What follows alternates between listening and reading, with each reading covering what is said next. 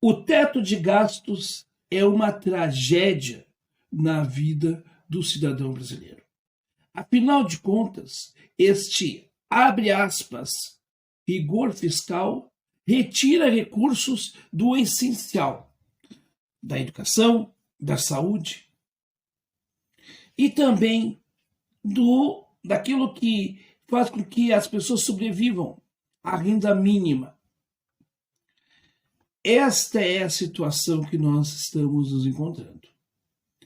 A questão é que o único candidato que propôs algo concreto e uma política não de governo, mas de Estado, foi Ciro Gomes, que colocou e impôs, no debate a necessidade de transformar num projeto de renda mínima Eduardo Suplicy, a qual tem status constitucional, e derrubando o tal teto de gastos, se coloca a aplicação de recursos públicos para salvar os mais pobres, porque o Estado ele não tem a função de ser uma empresa para lucrar, ele tem a função de cuidar das pessoas, porque ele cobra delas e ele tem que devolver o que ele cobra.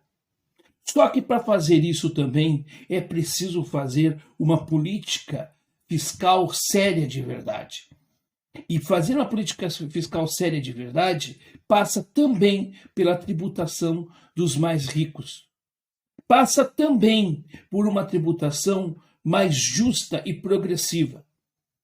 A questão que tem que ser levantada é onde e quando que o senhor Lula propôs um debate sério a respeito da questão fiscal. Nunca. Só ficou na cerveja e na picanha. E mais ainda,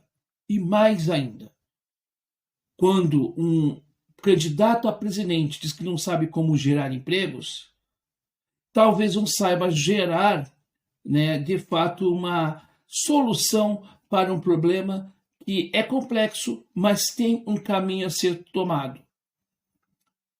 Agora, a grande imprensa, financiada pelo setor rentista, coloca como uma grande dicotomia a questão dos gastos, da PEC dos gastos, com a questão de recursos para os mais pobres, e daí veio a tal chamada PEC da transição, que é mais uma manobra eleitoreira do senhor Lula, que faz da questão do auxílio aos mais pobres bandeira, ou moeda de barganha para a manutenção do poder e para criar uma espécie de terrorismo ao povo mais sofrido.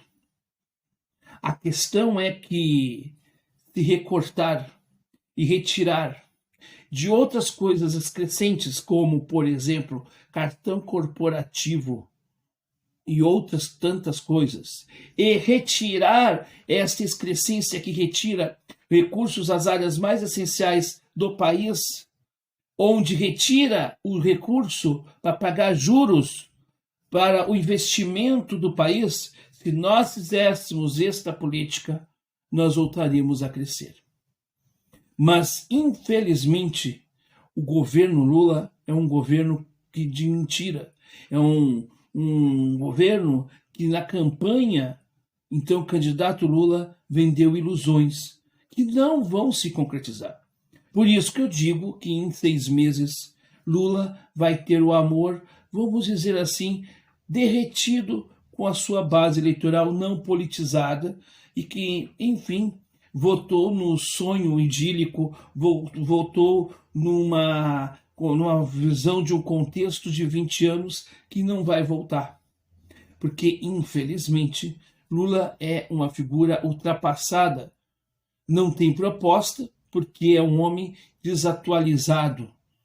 Está ali somente pela sanha do poder e não vai ter poder algum, porque vai ser manipulado por todas as partes, ele vai ser um fantoche. E quem comandará o seu governo, se não Geraldo Alckmin? Aquele a qual o setor rentista aplaude e aceita de bom grado. O fato é, e aí nós precisamos dizer isto agora, é que muito provavelmente esses recursos aos mais pobres logo será cortado, porque tem já uma desculpa pronta, que é o rombo deixado por Bolsonaro, que não é verídico, é uma realidade. Mas a desculpa retórica já está pronta. E agora a imprensa coloca o rigorismo fiscal como algo muito importante. Eu acho que é importante o rigor fiscal. Mas esta mesma imprensa não vai atrás e não cobra de que aqueles que têm o iate não pagam o IPVA, ao passo que o entregador de aplicativo de lanches paga. Enquanto isto, você paga IPTU muito mais caro do que aqueles que pagam o imposto de terras rurais. Enquanto não redesenhar de fato a questão fiscal mais justa para todos, a tributação mais progressiva e mais séria, nós vamos continuar sendo um país que engana, engana, engana, engana. E eu não sei como é que as pessoas ainda acreditam nestes encantadores e serpentes que estão aí. Ai, que droga, que ódio! Ele tá falando de novo do Lula. Aí vou botar assim. Não é hora de criticar o Lula. Linha auxiliar do Bozo. Agora eu lacrei, não é? Fascista.